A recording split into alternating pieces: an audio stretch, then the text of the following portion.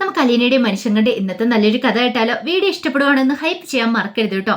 അങ്ങനെ കൃഷ്ണമോള് വൈജയന്തിയുടെ കഥയെ പോയി മുട്ടി വിളിക്കണം. അമ്മേ ചായ കുടിക്കാൻ വരാൻ പറഞ്ഞു. പക്ഷെ വൈജയന്തി കഥ തുറന്നില്ല. പിന്നീട് രോഹിത്തിനെയും വിളിക്കുകയാണ്. അപ്പോഴേക്കും ബബിത വന്നിട്ട് ചോദിച്ചു, എന്തടി അമ്മയെ വിളിച്ചോ നീ? അമ്മയെ ഞാൻ വിളിച്ചു, അമ്മ കഥ തുറന്നില്ല, ഒന്നുകൂടെ മുട്ടി വിളിക്കെന്ന് പറഞ്ഞു. അങ്ങനെ കൃഷ്ണമോള് വീണ്ടും പോയി മുട്ടി വിളിച്ചു. എന്താടി കാര്യം ചോദിച്ചോണ്ട് വൈജ കഥ തുറന്നു. ചായ കുടിക്കാൻ പാ. ഞാനെങ്കിലും ഇല്ല അങ്ങോട്ടേക്ക്, എനിക്കുള്ള ഇങ്ങ് തന്നാ മതി. അവളുടെ തിരുമോന്ത കാണാൻ എനിക്ക് പറ്റില്ല, ആ ലീനയുടെ. കൃഷ്ണമോള് പറഞ്ഞു, അതിന് അലീന ചേച്ചി കുളിക്കുക. കുളി കഴിഞ്ഞങ്ങനെ ഇപ്പം തന്നെ ഇറങ്ങി വരുമല്ലേ? ഇപ്പോഴെങ്ങൊന്നും ഇറങ്ങി വരാൻ പോകുന്നൊന്നുമില്ല. അമ്മ വന്നിരുന്ന് ചായ കുടിക്കാൻ നോക്ക്. അങ്ങനെ വൈജയന്തി ഡൈനിങ് ടേബിളിലേക്ക് വന്നു. അപ്പോഴേക്കും രോഹിത്തും കൂടെ ഇറങ്ങി വന്നു.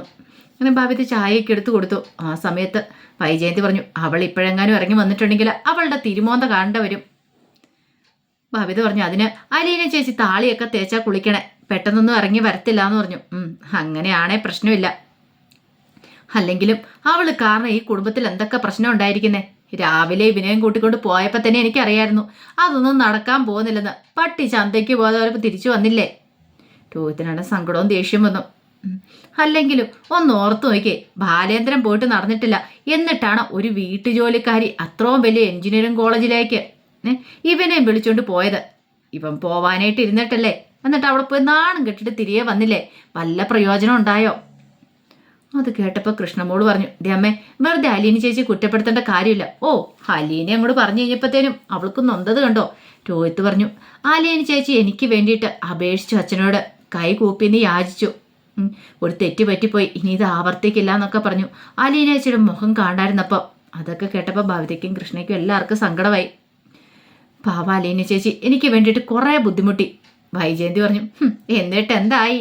വല്ലതും നടന്നോ? അപ്പോഴേക്കും കൃഷ്ണമോള് പറഞ്ഞു, അങ്ങനെ വരാൻ വഴിയുള്ളതല്ലോ രോഹിത്തേട്ടാ. അലീന ചേച്ചി ഒരു കാര്യത്തിന് ഇറങ്ങി തിരിച്ചിട്ടുണ്ടെങ്കിൽ അത് നടക്കേണ്ടതാണല്ലോ. വൈജ പറഞ്ഞു, ഒരു തവണ ചക്ക വീണ് മുയല എത്തുന്നോർത്തോണ്ടേ എല്ലാ തവണ അങ്ങനെ നടക്കണമെന്നൊന്നുമില്ല. രോഹിത്ത് പറഞ്ഞു, എന്താണെങ്കിലും ആ പ്രിൻസിപ്പൾ അച്ഛനെ ഒരു മുരടനാ.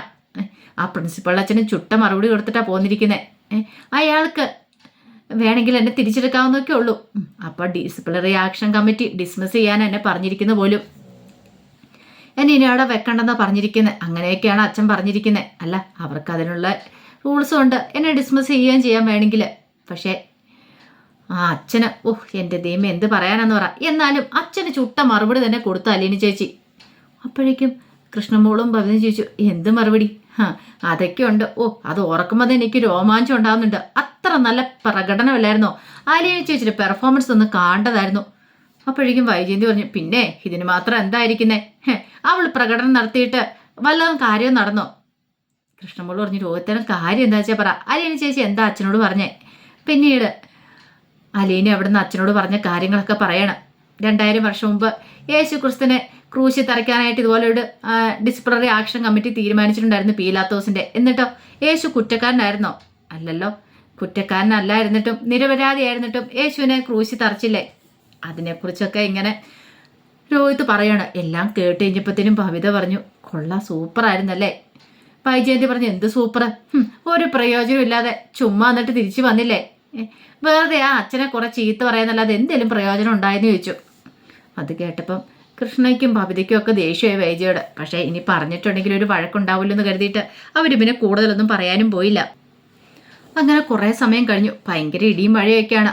ആ സമയത്താണ് ടോണി മാമച്ചൻ്റെയും ഗ്രേസമ്മയുടെയും വീട്ടിലേക്ക് വരുന്നത്. നല്ല പെരുത്ത മഴയത്ത് അവൻ വന്ന് കയ്യിലൊരു ഗ്ലാസ്സൊക്കെ ഉണ്ട്. അപ്പോഴും വണ്ടി നിർത്തി കഴിഞ്ഞിട്ടും വണ്ടിക്കടുത്ത് നിന്ന് മദ്യപിച്ചു. അതിനുശേഷം പുറത്തേക്ക് ഇറങ്ങിയിട്ട്, എടാ മാമച്ച മുതലാളി ഇറങ്ങി വാടാന്നൊക്കെ പറഞ്ഞ് അലറി വിളിക്കുകയാണ്. പക്ഷേ എങ്കിൽ ഭയങ്കര പെരുത്ത മഴയാണ്, ആരും കേട്ടില്ല. അപ്പോഴേക്കും വീണ്ടും കാറിൻ്റെ ഹോൺ അടിക്കുകയാണ്. നല്ല ഒച്ചത്തിൽ ഹോൺ അടിച്ച് കഴിഞ്ഞപ്പോഴത്തേനും രേവതിക്കുട്ടി ഇറങ്ങി വന്ന് നോക്കി. ആ സമയത്ത് ടോണിയാണ് നിൽക്കുന്നത്. നീയാണോടി മാമച്ച മുതലാളി? അവരെ വിളിക്കാൻ പറഞ്ഞു. അപ്പോഴേക്കും മാമച്ചനും ഗ്രേസമ്മയും അങ്ങോട്ട് വന്നു. മാമച്ച വന്നിട്ട് ചെന്താടാ, നീ എന്താ മദ്യപിച്ചിട്ടുണ്ടോ? ഞാൻ മദ്യപിച്ചിട്ടുണ്ട് മുതലാളി, മദ്യപിച്ചിട്ടുണ്ട്. എങ്കിൽ ഒരു കാര്യം ചെയ്യ, പിന്നെ വരാൻ നോക്ക്. പിന്നെ വരുന്നില്ല, എനിക്ക് നിങ്ങളോട് 2 വർത്താനം പറയാനുണ്ട്. എങ്കിലൊരു കാര്യം ചെയ്യുക, ഇങ്ങോട്ട് കയറി വന്നെന്ന് സംസാരിക്കുക, അല്ലാതെ അവിടെ നിൽക്കുവല്ല ചെയ്യുന്നേ. ഞാൻ അങ്ങോട്ടേക്ക് വരുന്നില്ല, ഞാൻ ഇവിടെ തന്നെ നിന്നോളാന്ന് പറഞ്ഞ് ഇച്ചിരിയുടെ അടുത്തേക്ക് അങ്ങോട്ട് വന്നു. ഞാൻ നിങ്ങളുടെ സൽക്കാരം സ്വീകരിക്കാൻ വന്നൊന്നും അല്ല. നിങ്ങളുടെ മകൻ കാരണം എൻ്റെ ജീവിതം നശിച്ചു. നിങ്ങളുടെ ആ ചത്തുപോയ മോനുണ്ടല്ലോ, അവനാണ് എൻ്റെ ജീവിതം നശിപ്പിച്ചേ. എൻ്റെ ഭാര്യയുടെ വയറ്റിൽ കുഞ്ഞിനെ കൊടുത്തിട്ട് അവനും കൂടി ചത്തുപോയി. എന്നിട്ട് എൻ്റെ ജീവിതം നശിച്ച് തൊലഞ്ഞു പോയി. നീയൊക്കെ എന്താ വിചാരിച്ചോണ്ടിരുന്നേ? ആ കുഞ്ഞിനെ കണ്ടെത്തി ഞാൻ കൊണ്ട തരുമെന്നോ? അതൊക്കെ വെറുതെ തോന്നല. അതൊക്കെ മറക്കാൻ വേണ്ടിയിട്ട് ഞാൻ മരുന്ന് കഴിച്ചുകൊണ്ടിരിക്കുമായിരുന്നു. അപ്പോഴാണ് നിങ്ങളെല്ലാവരും കൂടെ വന്ന് എന്നെ അത് ഓർമ്മിപ്പിച്ചേ. എൻ്റെ ജീവിതം തകർന്ന് തരിപ്പണമായിക്കൊണ്ടിരിക്കുമായിരുന്നു, നിങ്ങൾക്കറിയാവോ? അപ്പോഴേക്കും മാമച്ചൻ പറഞ്ഞു, വെറുതെ അവിടെ കിടന്ന് ഓരോന്ന് പുലമ്പാതെ. ടോണി, നീ പോയിട്ട് നാളെ വാ.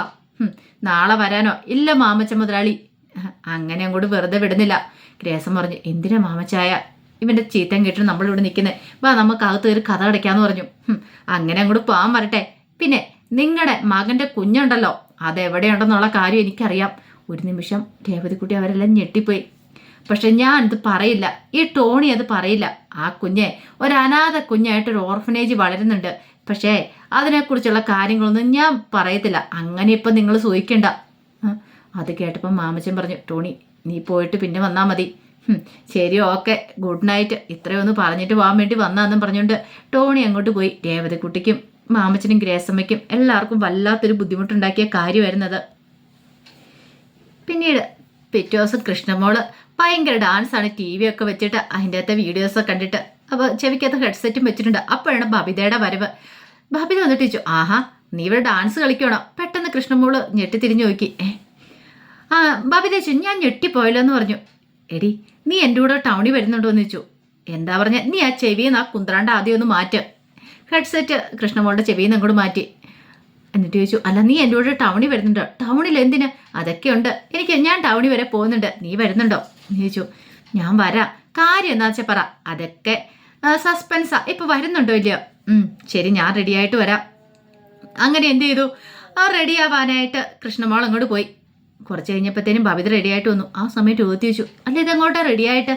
പുറത്ത് വരെ ഒന്ന് പോവോ? പുറത്തോ? എന്തിനാ? അതൊക്കെ ഉണ്ട്. എന്തിനാന്ന് പറയാൻ പറ്റില്ലേ? അതൊക്കെ ഉണ്ടെന്ന് പറഞ്ഞില്ലേ, എന്തെങ്കിലും ഒരു കാര്യം ഉണ്ടെന്ന് കൂട്ടിക്കോ, അതുകൊണ്ട് പോകുന്നതാ. അത് കേട്ട് കഴിഞ്ഞപ്പം ഒരു നിമിഷം രോഹിത്തൊന്ന് ആലോചിച്ചു. ഞാനിപ്പം തന്നെ അല്ലീനി ചേച്ചിട്ട് വിളിച്ചറിയും. ആ സമയത്ത് രോഹിത്തിൻ്റെ ബാബൊത്തി. ബബിത എന്നിട്ട് പറഞ്ഞു, അതെ ഒരു സർപ്രൈസ് ഉണ്ട്, അതുകൊണ്ടാണ്. കുറച്ച് ഷോപ്പിംഗ് കാര്യങ്ങളൊക്കെ ഉണ്ട്, വരുമ്പോൾ കണ്ടാൽ മതി. ശരി ആയിക്കോട്ടെ. അപ്പോഴേക്കും കൃഷ്ണമോള് കഥ തുറന്നു വന്നു. ഞാൻ റെഡിയായി, നമുക്ക് പോയാലോ? ശരി പോയേക്കാം. രോഹിത്ത് കൃഷ്ണമോളോട് ചോദിച്ചു, എങ്ങോട്ട് പോവാ? എന്തിനാന്ന് ചോദിച്ചു. എനിക്കൊന്നും അറിയില്ല. ബബിത ചേച്ചി എന്നെ വിളിച്ചു. അതെ അവളോട് ചോദിക്കണ്ട രോഹിത്തേട്ടാ, അവൾക്കൊന്നും അറിയില്ല എന്ന് പറഞ്ഞു. അങ്ങനെ അവർ രണ്ടുപേരും കൂടെ പുറത്ത് ഷോപ്പിങ്ങിന് പോയി കുറേ സമയം കഴിഞ്ഞിട്ട് തിരിച്ചു വരുമ്പോൾ രോഹിത്ത് സിറ്റ് ഔട്ട് തന്നെ ഉണ്ടായിരുന്നു. രോഹിത്തിനെ കണ്ടിട്ട് മൈൻഡ് ചെയ്യാത്തവടി രണ്ടുപേരും കൂടെ അകത്തേക്ക് കയറി പോകാൻ തുടങ്ങുമ്പോഴത്തേനും രോഹിത്ത് ചോദിച്ചു, അല്ല നിങ്ങൾ എന്നെ കണ്ടില്ലേ? ഇതെന്ത് പോക്കാ പോകുന്നേ? അയ്യോ രോഹിത്തേട്ടൻ ഇവിടെ ഇരിപ്പുണ്ടായിരുന്നോ? ഞങ്ങൾ കണ്ടില്ലോന്നും ബബിത പറഞ്ഞു. കണ്ടില്ലോന്നോ? അപ്പം ഞാൻ ഇത്ര വെണ്ടയ്ക്ക ഒഴിപ്പി വിടുന്നിട്ട് കണ്ടില്ലേ?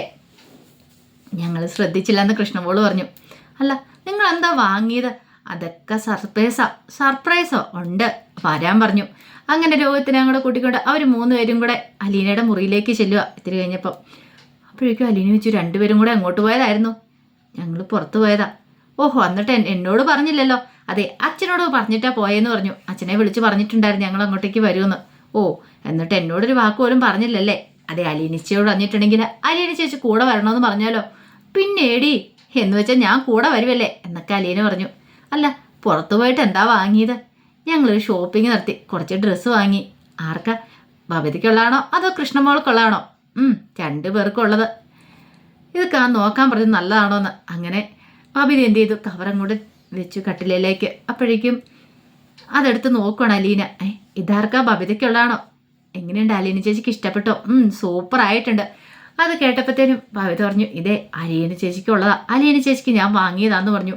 ഒരു നിമിഷം അലീന ഞെട്ടിത്തരിച്ച് നോക്കുകയാണ് ബബിതയെ. അപ്പം അതിൻ്റെ കഥകളൊക്കെയാണ് നമ്മൾ കാണുന്നത്. ഇതിൻ്റെ ബാക്കി വിശേഷങ്ങളുമായിട്ട് വൈകുന്നേരത്തെ പ്രൊമോയി വരാട്ടോ. ഒരിക്കൽ കൂടി എല്ലാവർക്കും ശുഭദിനം നേർന്നുകൊണ്ട് നിർത്തുന്നു.